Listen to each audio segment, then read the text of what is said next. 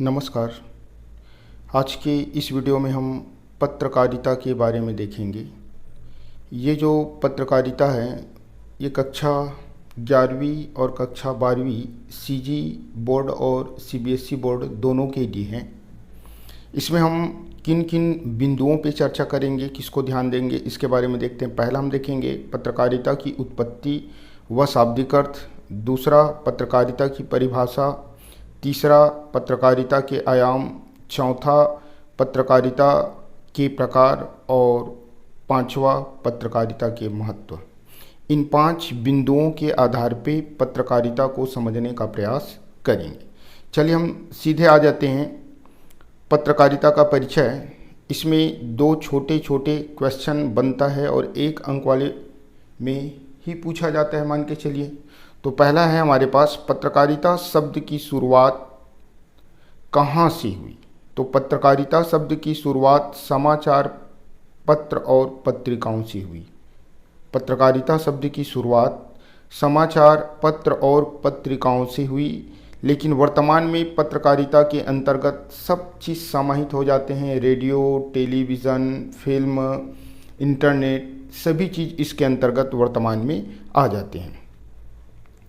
पत्रकारिता को लोकतंत्र का चौथा स्तंभ भी कहा जाता है। मीडिया को भी लोकतंत्र का चौथा स्तंभ कहा जाता है, क्योंकि मीडिया इसके अंतर्गत आता है, इसलिए पत्रकारिता को भी लोकतंत्र का चौथा स्तंभ कहा जाता है। पत्रकारिता का संबंध सूचनाओं को संकलित, संपादित करके आम पाठकों तक पहुंचाने से है।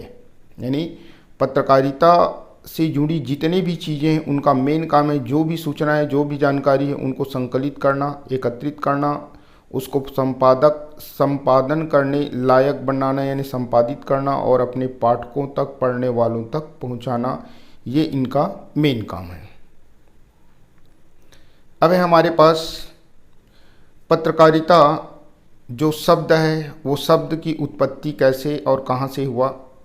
तो पत्रकारिता शब्द को अंग्रेजी के जर्नलिज्म शब्द का हिंदी अनुवाद माना जाता है। यानी पत्रकारिता को अंग्रेजी में जर्नलिज्म कहते हैं, जो जनरल शब्द से बना है और इसका अर्थ होता है दैनिकी, दैनंदिनी, दैनंदिनी, रोजनामा, अर्थात दैनिक कार्यों का विवरण। यानी प्रतिदिन हम जो कार्य करते हैं उनको सुबह से लेकर सोने से पहले तक जो भी चीज़ें करते हैं उसको यदि हम नोट्स के रूप में रखेंगे तो वही रोजनामा कहलाएगा, वही दैनिकी कहलाएगा। तो इसमें वही काम है कि प्रतिदिन घटित होने वाले जो घटनाएं हैं उनको सूचीबद्ध करना, संग्रहित करना और छापने योग्य बनाकर पाठकों तक पहुंचाना, ये इनका काम हुआ। उसके बाद है हमारे पास हिंदी में भी पत्रकारिता शब्द का अर्थ देख लेते हैं। ये तो अंग्रेजी में हुआ, अब हिंदी में हम क्या होता है। तो हिंदी में पत्रकारिता का अर्थ लगभग यही है कि पत्र शब्द से मिलकर आपका पत्रकार बना है और पत्रकार से बना है पत्रकारिता। पत्र से पत्रकार और पत्रकार से बना है पत्रकारिता। पत्रकार का अर्थ है समाचार पत्र का संपादक या लेखक हो सकता है। यानी पत्रकार के अंतर्गत जितने भी उसके क्षेत्र में काम करने वाले लोग होते हैं वो एक प्रकार से लेखक यानी लिखने वाला भी हो सकता है, संग्रहित करने वाला भी हो सकता है, साथ ही साथ संपादन करने वाला भी हो सकता है। पत्रकारिता का अर्थ पत्रकार का काम या पेशा समाचार इकट्ठित करने, समाचार इकट्ठे करने, समाचार के संपादन आदि का विवेचन करने वाली विद्या पत्रकारिता कहलाता है। यानी पत्रकारिता में जितने भी पत्रकार लोग होते हैं उनके काम और पेशा साथ ही से साथ समाचार को एकत्रित करने, समाचार को संपादित कर पाठकों तक पहुंचाने की जो विधा होती है उसी को क्या बोला जाता है, पत्रकारिता कहा जाता है। पत्रकारिता की कुछ परिभाषा देख लेते हैं। पहला है हमारे पास ऐसी सूचनाओं का संकलन, संपादन कर आम पाठकों तक पहुंचाना जिसमें अधिक से अधिक लोगों की रुचि हो, अधिक से अधिक लोग इससे प्रभावित हो, तो उसे पत्रकारिता कहा जाता है। यानी सिंपल से अर्थ क्या हो जाएगा, पत्रकारिता उसे कहेंगे जिसमें सूचनाओं का, जानकारी का क्या किया जाता है, संकलन एवं संपादन किया जाता है और संपादन या संकलन करके आम पाठकों तक उसको पहुंचाया जाता है और ऐसे समाचार को पहुंचाया जाता है जिसमें अधिक से अधिक लोगों की रुचि हो और अधिक से अधिक लोग उससे क्या हो, प्रभावित हो, तो उसे पत्रकारिता कहा जाता है। आगे बढ़ते हैं, दो और परिभाषा ले लेते हैं। यह हमारे पास एक परिभाषा, पत्रकार देश विदेश की घटनाओं, समस्याओं, सूचनाओं को संकलित कर समाचार के रूप में ढालकर प्रस्तुत करती है, इसी प्रक्रिया को पत्रकारिता कहते हैं। यानी देश विदेश में जितने भी घटनाएं घटती हैं उनको संग्रहित किया जाता है, संकलित किया जाता है, फिर उसे समाचार के रूप में ढाल के पाठकों के पास भेजा जाता है। यही विधा, यही प्रक्रिया आपका पत्रकारिता कहलाता है। दूसरे शब्दों में, देश विदेश में घटने वाली घटनाओं को संकलित करके उन्हें समाचार के रूप में संपादित करने की विद्या को या विधा को पत्रकारिता कहते हैं। पत्रकारिता का मूल तत्व यानी मेन क्या चीज़ है, जिज्ञासा और नई सूचनाएं प्रदान करना, यानी लोगों के मन में जिज्ञासा पैदा करना और नई सूचनाएं प्रदान करना इनका मूल तत्व है। अब आ जाते हैं पत्रकारिता के विविध आयाम, यानी मेन क्या क्या चीज़ पत्रकारिता के अंतर्गत आते हैं उसको देखते हैं। तो पत्रकारिता का संबंध मुख्य रूप से समाचार से है, किंतु इनके अनेक आयाम होते हैं। किसी विचार, टिप्पणी, संपादकीय लेख, फोटो, कार्टून आदि को छापना भी पत्रकारिता के अंतर्गत आते हैं। अब समाचार को तो एकत्रित कर दिया, समाचार से संबंधित जो भी, जैसे फोटो है, कोई आंकड़े हैं या कोई कार्टून है आदि को भी उसमें समाहित किया जाता है जो समाचार के आयाम के अंतर्गत आते हैं। तो वही आयाम क्या क्या है, तो एक एक आयाम को देखते हैं। पहला है हमारे पास संपादकीय, दूसरा फोटो पत्रकारिता, तीसरा कार्टून कोना और चौथा है रेखांकन एवं कार्डोग्राफ। तो पहला है संपादकीय, जिसके बारे में पहले ही देख चुके हैं। यानी पत्रकार लोग जो भी चीज़ संग्रहित करके लाते हैं, सूचना उनको क्या करता है, ये जो है त्रुटिविहीन करके छापने योग्य बनाते हैं। और संपादकीय के अंतर्गत बहुत से संपादक मंडल होते हैं। तो यह समाचार पत्र को सबसे महत्वपूर्ण होता है, यानी समाचार पत्र का सबसे जो मेन पार्ट होता है वो है आपका संपादकीय। संपादक इस पृष्ठ पर अपनी राय प्रकट करता है, यानी जितने भी संपादक है वो मिलकर किसी समस्या, किसी सूचना, किसी मुद्दे पर क्या करता है, अपनी राय प्रकट करता, अपना राय देता है। इस पृष्ठ पर विभिन्न विषयों की विशेषज्ञों के लेख होते हैं। संपादक के नाम पत्र भी इसी पृष्ठ पर होता है। वह घटना पर अन्य लोगों की टिप्पणी होती है, यानी पहले संपादक सब लोग मिलकर किसी समस्या, किसी सूचना, किसी जानकारी के ऊपर टिप्पणी लिखेंगे। उसी को एक प्रकार से कहा जाता है संपादकीय लेख। संपादकीय लेख को पढ़कर उनके पाठक वर्ग के लोग जो भी अपना टिप्पणी देगा उसको भी उस पत्रिका में संपादकीय स्थान पे स्थान दिया जाता है। तो उसके बाद आता है हमारे पास दूसरा फोटो पत्रकारिता। जो बात 1000 शब्द मिलकर नहीं कर सकते उसे एक फोटो स्पष्ट कर देता है। वास्तव में जो चीज़ें आप 1000 शब्दों में पढ़ोगे उसके बजाय आपको एक चित्र दिखा देगा, तो एक चित्र से उन 1000 शब्दों से भी ज़्यादा ज्ञान आपको मिल सकता है। यह बहुत प्रभावशाली माध्यम है जिसका सीधा और व्यापक असर होता है, इसलिए फोटो टेक्नोलॉजी का पत्रकारिता में अहम रोल हो गया है। यानी पत्रकारिता में आप देखना जो भी समाचार रहता है उसमें फोटो भी दिखाया जाता है, जिससे समाचार और भी रोचक बन जाता है। यही बात है इसमें। तीसरा है कार्टून कोना। कार्टून के माध्यम से भी कई धारदार टिप्पणियाँ सीधे पाठकों के मन को छू लेता है। हर समाचार पत्रों में कार्टून के लिए एक स्थान दिया जाता है जिसमें तीखी नोक-झोंक के माध्यम से वहाँ पे पाठकों के दिल को जीतने का प्रयास किया जाता है। उसके बाद है चौथा रेखांकन और कार्डोग्राफ। आंकड़ों को ग्राफ द्वारा एक नज़र में समझा जाता है। इसका प्रयोग समाचार पत्रों के अलावा टीवी पर भी किया जाता है। कोई भी चीज़ है जैसे उसको दिखाने के लिए आंकड़ों के माध्यम से पेश किया जाता है। जैसे मैं उदाहरण ले लूँ तो मान लीजिए क्रिकेट में क्या होता है, इस प्रकार से आंकड़े रहते हैं। इधर मान लीजिए आपका ओवर है, ओवर, इधर आपका दे दिया है मान लीजिए रन। तो एक ओवर, ऐसे ओवर का 1 2 3 ऐसे इधर रहता है। रन की संख्या मान लीजिए 5 10 15 20 ऐसे करके। मान लीजिए पहले ओवर में आपके पास रन बनाया 15 रन, तो ये 15 को ऐसे शो करेगा। मान लीजिए दूसरे ओवर में 5 रन बनाए तो ऐसे शो करेगा। इस प्रकार से ग्राफ के माध्यम से आसानी से हमको समझ में आ जाता है। तो ये ग्राफ का भी प्रयोग समाचार पत्रों में आर्थिक आंकड़ों को दिखाने के लिए या अन्य चीज़ों को दिखाने के लिए उपयोग करते हैं।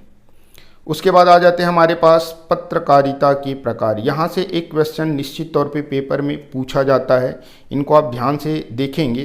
पहला है खोज परख या स्ट्रिंग ऑपरेशन पत्रकारिता।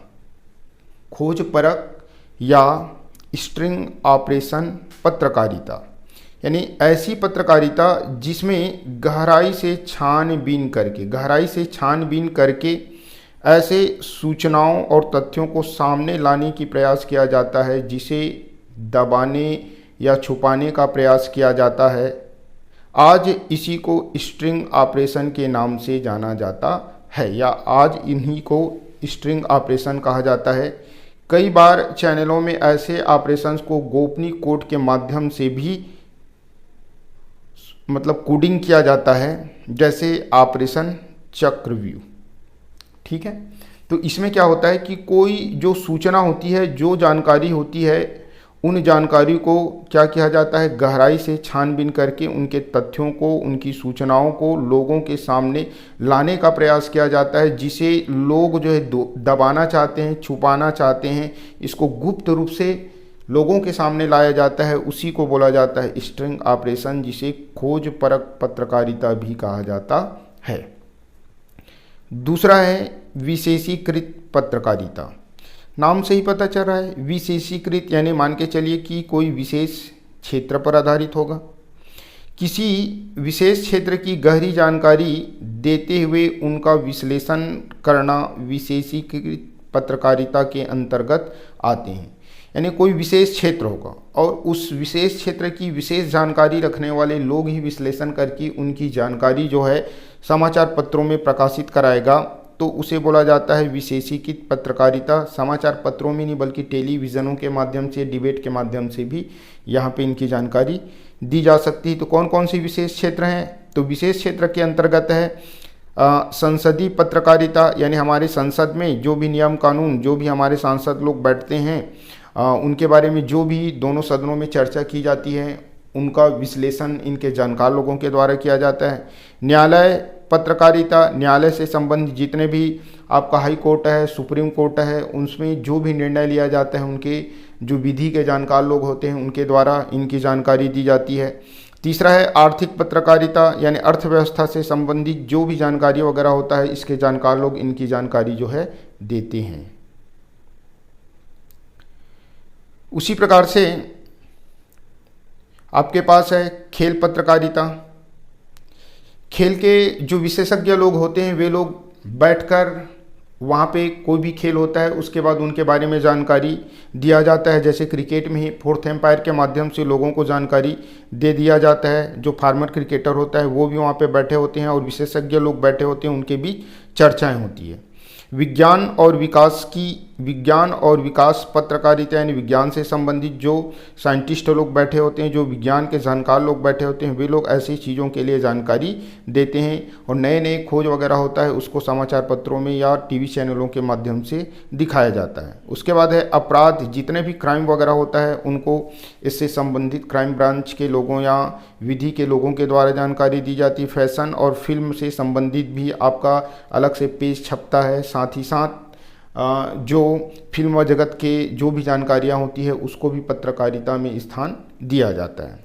तो ये हो गया कुल यहाँ पे 7 विशेष क्षेत्र जिनके जानकार लोग अपना विश्लेषण जो है समाचार पत्रों में टीवी के माध्यम से प्रस्तुत करते हैं। उसके बाद आता है हमारे पास कौन सा, तीसरा वॉच डॉग पत्रकारिता। वाच डाक पत्रकारिता।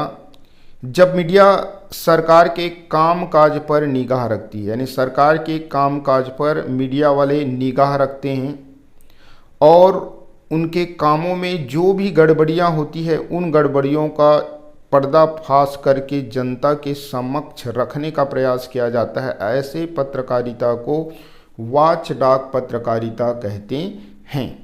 यानी मीडिया वाले सरकार के ऊपर एकदम गहराई से निगरानी रखते हैं।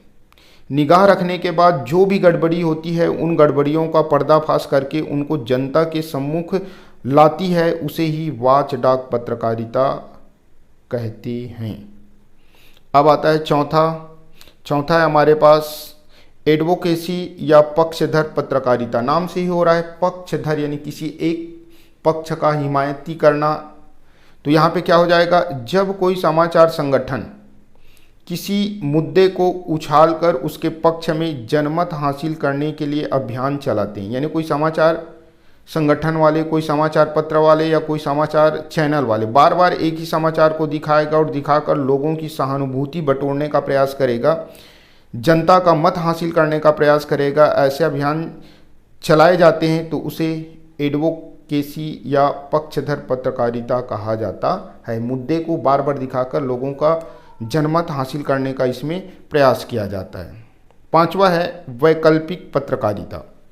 वैकल्पिक पत्रकारिता जो मीडिया स्थापित व्यवस्था के विकल्प को सामने लाने और उनके अनुकूल सोच को अभिव्यक्त करता है, उसे वैकल्पिक मीडिया या वैकल्पिक पत्रकारिता कहा जाता है। कहने का अर्थ क्या है, कोई समाचार चैनल वालों ने कोई समाचार उनके मालिकों के द्वारा प्रारंभ किया गया है, मालिकों का जो सोच जो उद्देश्य है उसी उद्देश्य के अनुरूप ये समाचार पत्र या मीडिया वाले लोग जो है उनके विकल्प को सामने रखने का प्रयास करता है और उनके सोच के अनुकूल ही चीज़ों को अपने समाचार पत्रों में चैनलों में स्थान देता है, उसे ही वैकल्पिक मीडिया पत्रकारिता कहा जाता है। उसके बाद आता है छठवां पीत पत्रकारिता, सातवां पेज 3 पत्रकारिता। लगभग दोनों एक ही है, मान के चलिए लगभग दोनों एक ही है। यानी पीत पत्रकारिता की परिभाषा देख लेते हैं। यह पत्रकारिता सनसनी फैलाने का कार्य करती है। पीत पत्रकारिता में अखबार अफवाहों, व्यक्तिगत आरोप प्रत्यारोप, प्रेम संबंध, भंडाफोड़, फिल्मी गपशप आदि को समाचार की तरह प्रकाशित करते हैं और इसको प्रकाशित करने के लिए लगभग तीसरे पेज का इस्तेमाल किया जाता है, 3 पेज का इस्तेमाल किया जाता है, तीसरे नंबर का पेज का।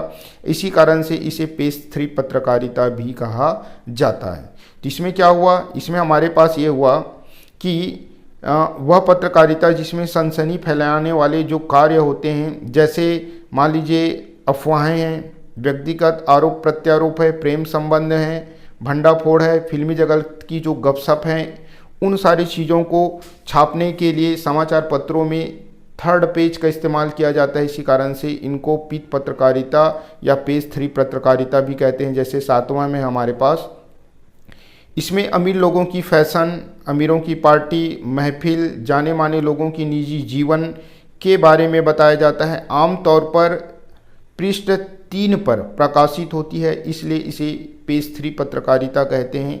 आजकल इसकी पृष्ठ संख्या बदल चुके होंगे या अलग होंगे, वो बात अलग है, लेकिन जनरली इनको पेज नंबर 3 में ही प्रकाशित किया जाता था। इसी कारण से पीत पत्रकारिता को पेज 3 पत्रकारिता भी कहा जाता है। ठीक है। उसके बाद है इंटरनेट। ठीक है, इंटरनेट पत्रकारिता, इसे ऑनलाइन पत्रकारिता, वेब पत्रकारिता या साइबर पत्रकारिता के नाम से भी जाना जाता है। इनके 3 नाम और हैं। एक तो होगा इंटरनेट पत्रकारिता, दूसरा ऑनलाइन पत्रकारिता, तीसरा वेब पत्रकारिता, चौथा साइबर पत्रकारिता भी कहते हैं। यानी वेब पत्रकारिता जिसमें मोबाइल, कंप्यूटर, इंटरनेट पर खबरें देती है, यानी मोबाइल के माध्यम से, कंप्यूटर के माध्यम से या इंटरनेट के माध्यम से हम खबर प्राप्त कर सकते हैं। आज तमाम वेबसाइटों पर इस प्रकार की जो प्रमुख समाचार भी उपलब्ध कराती है, जैसे फिल्म से संबंधित, खेल, व्यापार जगत, अंतर्राष्ट्रीय घटना की ताज़ा तरीन जानकारी इन वेबसाइटों पर उपलब्ध कराई जाती है, जिसे पाठक वर्ग जो है मोबाइल, कंप्यूटर या इंटरनेट के माध्यम से देखकर वो समाचार पढ़ लेते हैं। तो इस प्रकार के जो पत्रकारिता होगा उसे बोला जाता है इंटरनेट पत्रकारिता। इंटरनेट पत्रकारिता 24 घंटे बाद नहीं बल्कि हर 2 घंटे में संशोधित होती रहती है। यानी इंटरनेट पत्रकारिता जो है हर 2 घंटे बाद अपडेट होती रहती है, यानी दर्शक वर्गों को या पढ़ने वाले लोगों को ताज़ा तरीन सूचना या जानकारी उनको इंटरनेट पत्रकारिता के माध्यम से मिलता है। इसी कारण सबसे तेज और ताज़ा पत्रकारिता इंटरनेट पत्रकारिता को कहा जाता है। इंटरनेट पत्रकारिता के लोकप्रियता का कारण, तो एक तो कारण यह हुआ कि हर 2 घंटे में ये अपडेट होता रहता है, संशोधित होता रहता है। तो इसमें देखते हैं क्या है। पहला, सूचनाओं के आदान प्रदान की सुविधा। इसमें जो भी सूचना वगैरह होता है उसको हम सेंड करके, शेयर करके उनको क्या कर सकते हैं, अपने मित्रों के पास भी भेज सकते हैं। जबकि अखबार वगैरह पढ़ेंगे, टीवी वगैरह में देखेंगे तो हम देखेंगे और सुनेंगे बस, इसको सेंड भी किया जा सकता है। बहुत तेज और ताज़ा पत्रकारिता हर 2 घंटे बाद संशोधित होती रहती है। यह मुद्रणालय, रेडियो, टेलीविज़न तीनों का गुण इसमें विद्यमान होता है। यानी मुद्रण करने की ज़रूरत नहीं है, प्रिंट करने की ज़रूरत नहीं होती है ना। इसमें प्रिंट ऑलरेडी रहता है। उसमें अगर आप देखने के बजाय सुनना चाहते हैं तो स्पीकर वाले को टच करेंगे तो बोल बोल के सुनाता भी है। साथ ही साथ टीवी पर बहुत सारे उसके यूट्यूबर्स लोगों के द्वारा या चैनलों के द्वारा जो जानकारी दी जाती है उसको यूट्यूब पर जाकर भी आप देख सकते हैं। उसके बाद है कुछ महत्वपूर्ण तथ्य। भारत में समाचार पत्र जो इंटरनेट पर उपलब्ध है, भारत की नियमित रूप से अपडेट होने वाले साइटें। यानी कौन कौन से समाचार पत्र हैं जो नियमित रूप से इंटरनेट के माध्यम से जानकारी उसमें डालते हैं और हर 2 घंटे में अपडेट करते रहते हैं। तो आपको केयर करना है टाइम्स शब्द। टाइम्स से रिलेटेड 2 है, नवभारत टाइम्स, हिंदुस्तान टाइम्स। उसके बाद दैनिक शब्द को पकड़ना है। दैनिक से रिलेटेड 2, दैनिक भास्कर और दैनिक जागरण। इसके अतिरिक्त फेमस चैनल है आपका जी न्यूज़, आज तक, आउटलुक, NDTV। तो ये जो है अपने साइट पर हर जो जानकारी वगैरह रहता है उनको हर 2 घंटे में अपडेट करते रहते हैं। भारत की नेट साइट पर भुगतान देकर देखी जाने वाली पत्रिका। यानी जो भी सूचना, जो भी समाचार, जो भी जानकारी यदि आप उनके बारे में पढ़ना चाहेंगे तो उसको पहले आपको पैसा पेड करना पड़ेगा इंटरनेट के माध्यम से, फिर उसको आप देख सकते हैं। तो ऐसे पत्रिका का नाम है इंडिया टुडे, जिसमें पैसा देकर ही आप उसको देखेंगे। वेबसाइट पर विशुद्ध पत्रकारिता शुरू करने वाले तो कौन है, तहलका.com, जिन्होंने विशुद्ध पत्रकारिता प्रारंभ किया था। भारत की पहली साइट जो इंटरनेट पत्रकारिता कर रही है उसका नाम है रिफिड।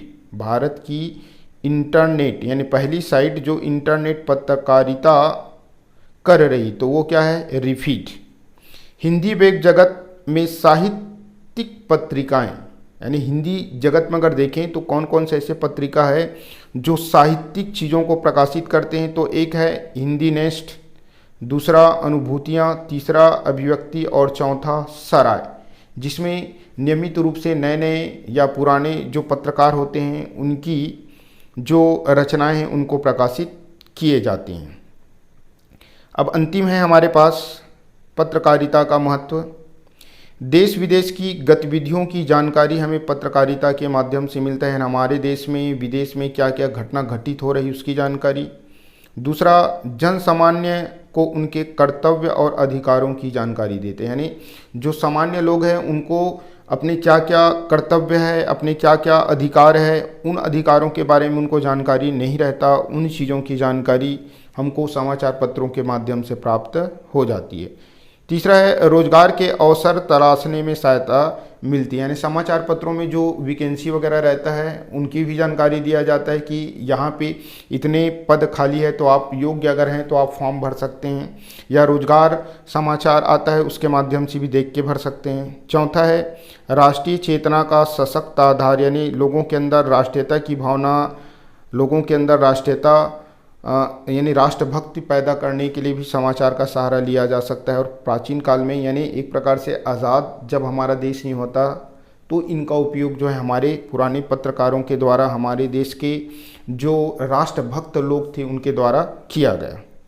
पांचवा है मानव कल्याण की प्रेरणा, यानी इनके माध्यम से लोगों को मानव की कल्याण की प्रेरणा दी जाती है, लोगों को सामाजिक तौर पे या लोगों की सहायता के लिए विभिन्न प्रकार की चीज़ें बताकर उनको प्रेरित किया जाता है। इस प्रकार से हमारा वीडियो समाप्त हुआ। आपको अगर अच्छा लगे तो ये 11वीं और 12वीं दोनों के लिए उपयुक्त है। आप अपने दोस्तों को शेयर कर सकते हैं, सब्सक्राइब कर सकते हैं। वीडियो देखने के लिए आप सभी को बहुत बहुत धन्यवाद।